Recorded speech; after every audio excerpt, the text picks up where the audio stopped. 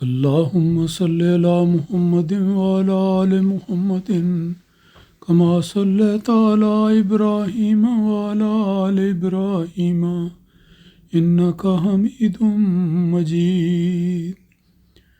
اللهم بارك على محمد وعلى آل محمد كما باركت على إبراهيم وعلى آل إبراهيم انک حمید مجید. آج کل درس حدیث کا سلسلہ جاری ہے. یاد رکھنا چاہیے کہ حدیث کے بہت سے مجموعے ہیں جو بڑے معروف ہیں اور لوگوں کو معلوم ہے کہ مختلف لوگوں نے مختلف اوقات میں اس مجموعوں کو تیار کیا ہے. اردو زبان میں بھی ترجمے والے مجموعے بھی ہیں، کئی کتابیں ہیں. تو ان میں سے کتابوں کے حوالے سے میں چند ایک احادیث منتخب کر کے آپ کے آج کے درس میں پیش کروں گا.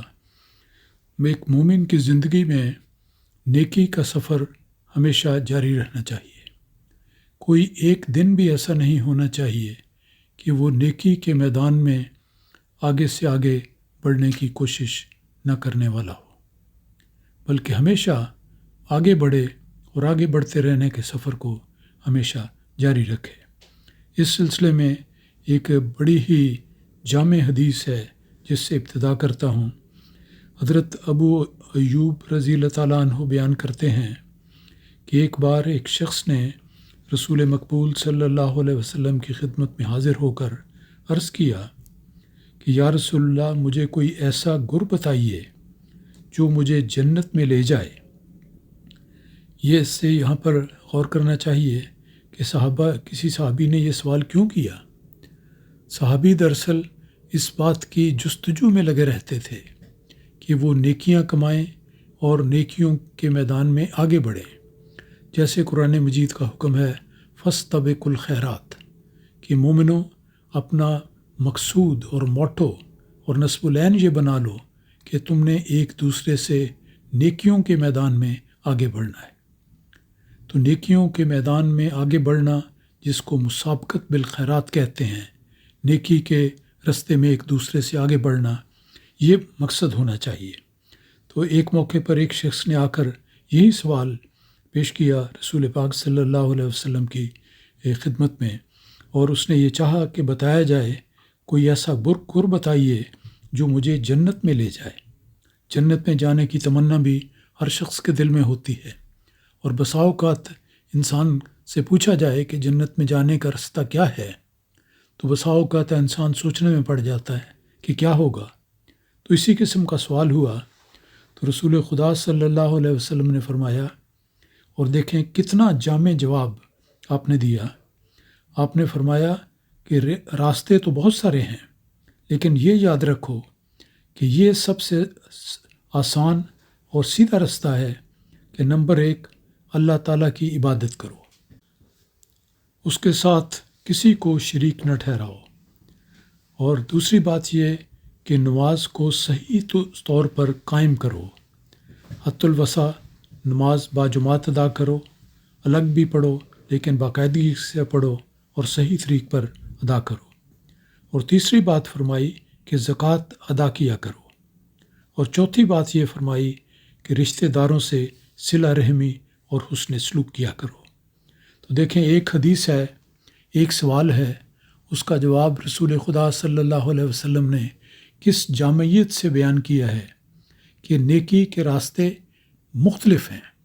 یہ سمجھنا کہ نیکی اختیار کرنا ایک راستہ ہے، یہ نہیں، بلکہ نیکی ایک ایسی عظیم شاہراہ ہے جس کے مختلف راستے ہیں. اور ایک مومن کا نصب العین یہ ہونا چاہیے کہ نیکی میں، ہر نیکی میں سبقت بالخیرات کرنی چاہیے. فاستبقوا الخیرات کا حکم جو قرآن مجید میں آیا ہے وہ ہمیشہ مد نظر رکھنا چاہیے. تو اس حدیث مبارکہ میں سب سے پہلے عبادت کی تلقین ہے، پھر اس کے بعد توحید پر قائم رہنے کی ہے، پھر نمازوں کی ادائیگی کی نصیحت ہے، پھر زکوٰۃ دینے کی ہے، اور رشتہ داروں سے صلہ رحمی اور حسن سلوک کرنے کی ہے. یہ بہت ہی مختصر اور جامع اور بڑا ہی مبسوط جواب ہے جو رسول پاک صلی اللہ علیہ وسلم نے اس صحابی کو عطا فرمایا۔ دوسری حدیث آج کے درس میں یہ ہے کہ حضرت معاذ رضی اللہ تعالیٰ عنہ بیان کرتے ہیں کہ ایک بار میں نے حضرت صلی اللہ علیہ وسلم سے عرض کیا کہ مجھے کوئی ایسا کام بتائیے جو مجھے جنت میں لے جائے اور دوزخ سے دور رکھے۔ یہاں پر ذرا رک کر یہ سوچتے ہیں کہ آخر ان کے دل میں یہ سوال کیوں آیا۔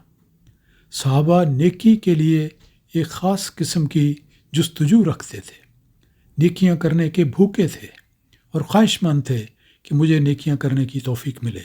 جیسا پہلے ہوا کہ مومنوں کا کام یہ ہے کہ نیکیوں میں ایک دوسرے سے آگے بڑھے۔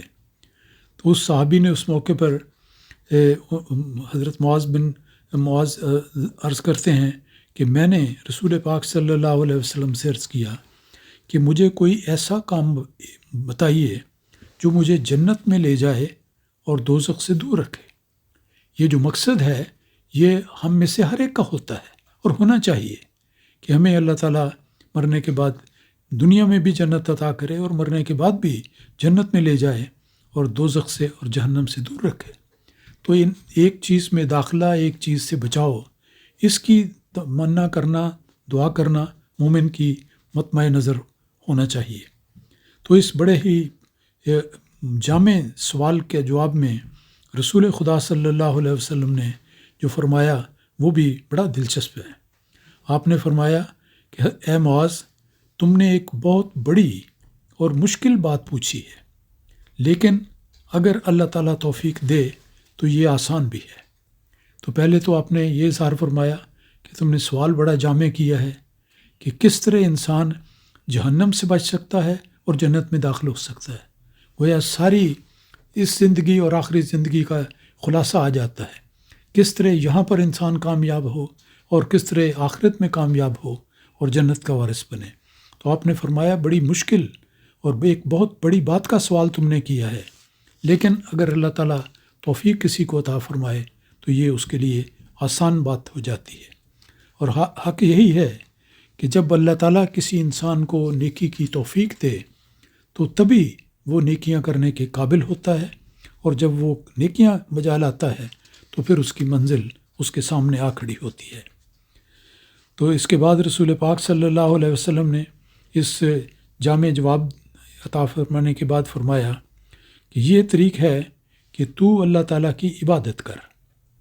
پہلی بات اللہ تعالیٰ کی عبادت کرنا ہے۔ عبادت ہے کہ اللہ تعالیٰ کے رنگ میں رنگین ہونے کی کوشش کرنا، اللہ تعالیٰ کے رستوں پر، اس کے احکام پر کلیتاً فدا اور قربان ہو جانا، ان کا رنگ اور اثر اپنے ذات میں قبول کرنا، اس کو عبادت کہتے ہیں۔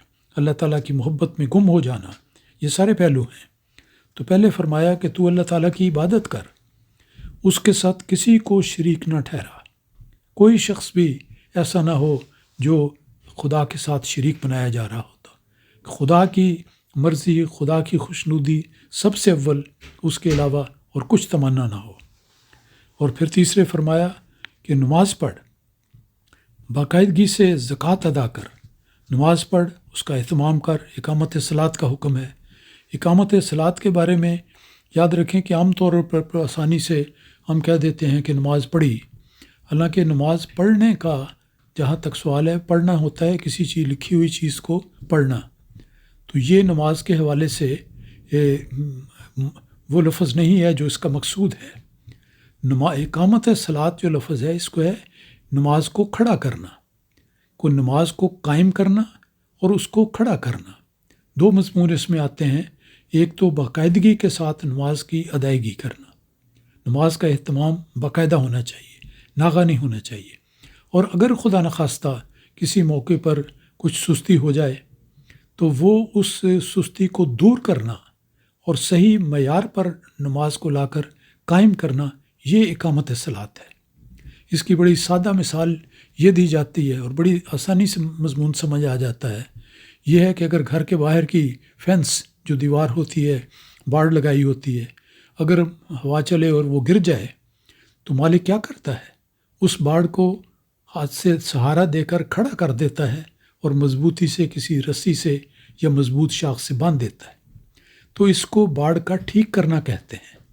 اور یہی مضمون ہے اقامت صلاۃ کا، کہ اگر نماز ادا کرنے میں کسی پہلو سے کمزوری پیدا ہو رہی ہو تو اس کو سیدھا کھڑا کر دیا جائے، اپ رائٹ کر دیا جائے۔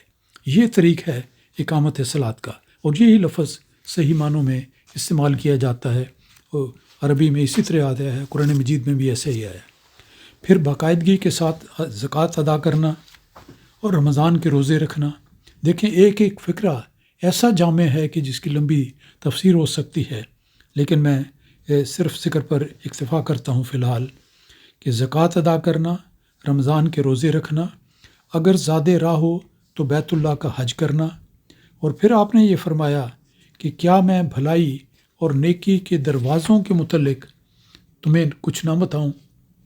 یہ بھی رسول پاک صلی اللہ علیہ وسلم کا یہ خاص انداز تھا کہ صحابہ کو پوری طرح متوجہ کرنے کے لیے، اگرچہ صحابہ دل و جان سے آپ پر نثار تھے، آپ کے ایک ایک لفظ کو توجہ سے سنتے تھے، لیکن پھر مزید توجہ پیدا کرنے کے لیے اور ان کی توجہ مرکوز کرنے کے لیے بسا اوقات آپ فرمایا کرتے تھے کہ کیا میں تمہیں نیکی کے رستوں کی طرف رہنمائی نہ کروں، کیا میں تمہیں اس بات کا علم نہ دوں۔